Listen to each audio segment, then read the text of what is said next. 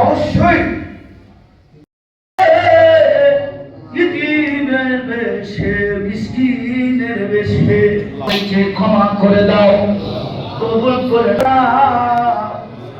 ওরে রহমত রোজা হতে আল্লাহ মদিনার প্রতি দরুদ তমাম পৃথিবীর নরনারী চিরজীবন কাতর হয়েছে যে কারণে আল্লাহ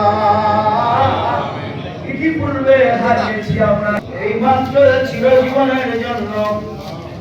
আর কর্মী পাগল পারা নীরব নগরে অচিহ্ন তুমি তাকে খাতে করো আলো দরিয়া চালিয়া তোমার ওয়াদা সত্য তুমি না সমান।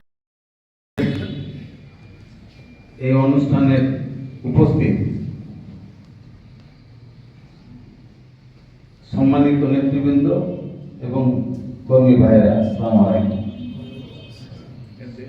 আপনারা জানেন যে বাংলাদেশের গণতন্ত্রের মা,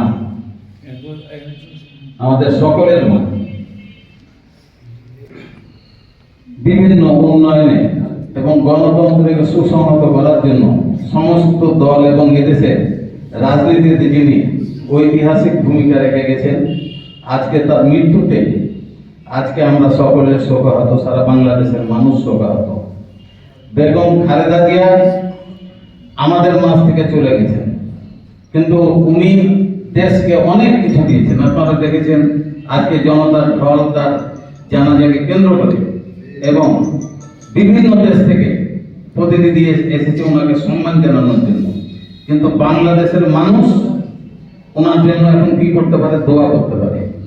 আজকে চাঁপাইনবাবগঞ্জে বিভিন্ন জায়গাতে দোয়া মাহফিল হচ্ছে, আমরাও করছি জেলা কমিটির পক্ষ থেকে, এখানেও বলেছি। এই যে ঝিলিমে প্রোগ্রাম করে এলো আমাদের একজন কর্মী, ওখানে বলে একটু আগে, বিভিন্ন জায়গাতে হচ্ছে।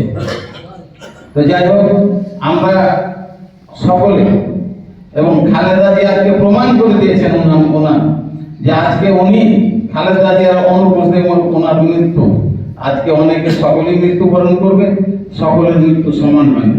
খালেদা জিয়ার সম্মান, খালেদা জিয়াকে যে শ্রদ্ধা, খালেদা জিয়াকে যে ভালোবাসা আমাদের দেশের মানুষ দিয়েছে, এখন খালেদা জিয়াও আমাদের দেশের জন্য অনেক কিছু করেছেন।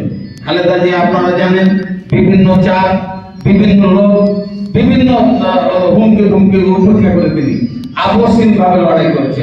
উনি কোনো সময় গণতন্ত্রের জন্য, মানুষের অধিকারের প্রশ্নে উনি কোনো সময় কোনো স্বৈরাচার, কোনো ফ্যাসিবাদের কাছে আপোষ করেননি। তো খালেদা জিয়া আমাদেরকে কি শিক্ষা দিয়ে গেল? খালেদা জিয়া তো বাংলাদেশ জাতীয়তাবাদী দলের উনি সভানেত্রী ছিলেন। তো উনি আমাদেরকে কি দিয়ে গেলেন? বিএনপির লোকজনকে আমাদেরকে ঐক্যবদ্ধভাবে আমাদেরকে দেশ গঠন করতে হবে, আমাদেরকে ঐক্যবদ্ধভাবে